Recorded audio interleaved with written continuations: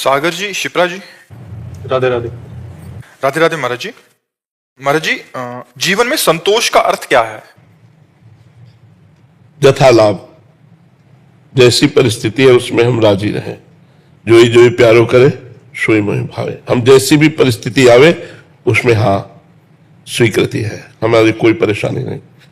चाहे वो दुख वाली परिस्थिति हो, चाहे सुख वाली परिस्थिति हो, अनुकूल परिस्थिति हो या प्रतिकूल परिस्थिति हो, दोनों परिस्थितियों में राजी रहना संतोष है। गज धन, गोधन, बाज धन और रतन धन खान, जब आवे संतोष धन, सब धन धूर समान। संतोष धन सबसे बड़ा संतोष यथा लाभ संतोष सदा, काहू सो कछु न चाहूंगो।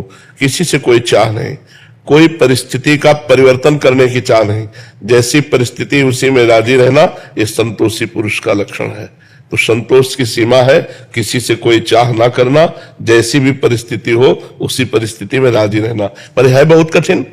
दुख की परिस्थिति में कौन राजी रहेगा? है प्रतिकूल परिस्थिति में कौन राजी रहेगा? अपमान में कौन राजी रहेगा? वही राजी रहेगा जो भक्त है।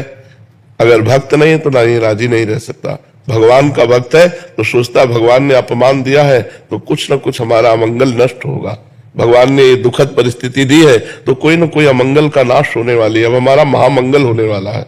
ऐसा भाव विचार ही हमको सहा सकता है कि जैसे अब थोड़ा क्षण रह गया रात्रि का, अभी सुबह होगा, सूर्य उदय होगा, अंधकार नष्ट हो जाएगा। तो हमारा जो सुबह होने की आकांक्षा है ये अंधेरे को सहा देगी।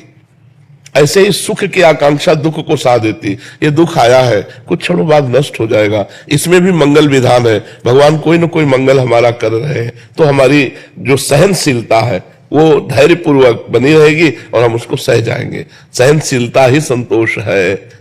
सुख में फूले नहीं और दुख में भूले नहीं। भगवान को कितना भी दुख आवे भूले नहीं, सुख में अहंकार ना करे, धैर्य पूर्वक रहे, यही संतोष।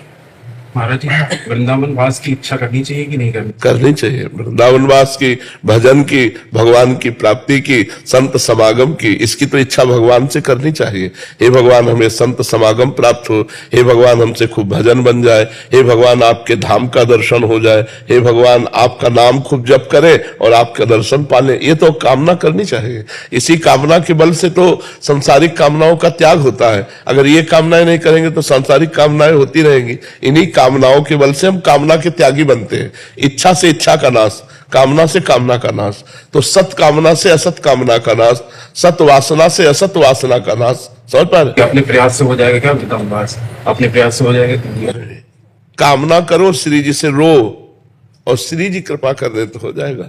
जिनको वृंदा विपिन है, कृपा तिन्हि की होए, वृंदावन में तब ही तो रहन पाए सोए। जिनका वृंदावन है वो कृपा कर दे तो वृंदावन वास हो जाएगा।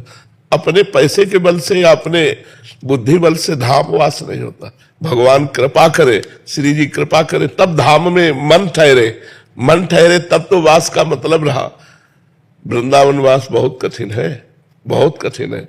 कृपा पूरी हो गई लेकिन जननी जनक बंधु सुतदारा, तन धन धाम सुहृद परिवारा, सबकी ममता ताग बटोरी, मम पद मन ही बांध बटोरी।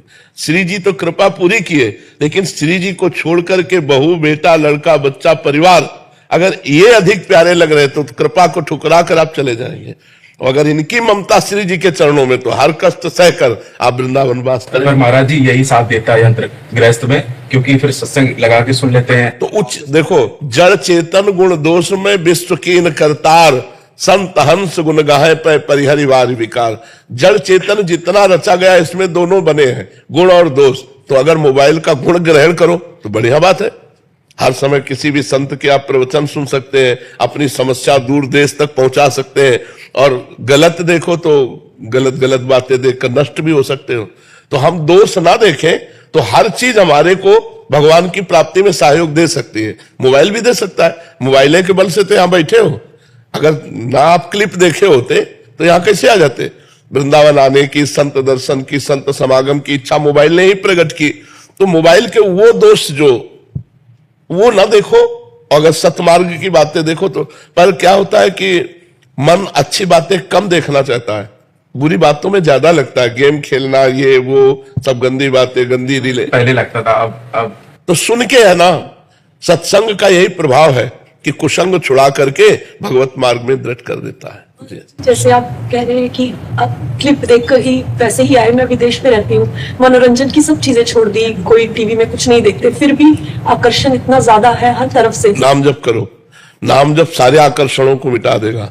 मतलब आपसे सही कहते हैं, डट के जब भजन किया तो अच्छा ही लगना बंद हो गया। अब जैसे हमसे पूछा जाए आपको क्या चाहिए, तो खोजने पर, घंटों खोजने पर कुछ नहीं समझ में आएगा।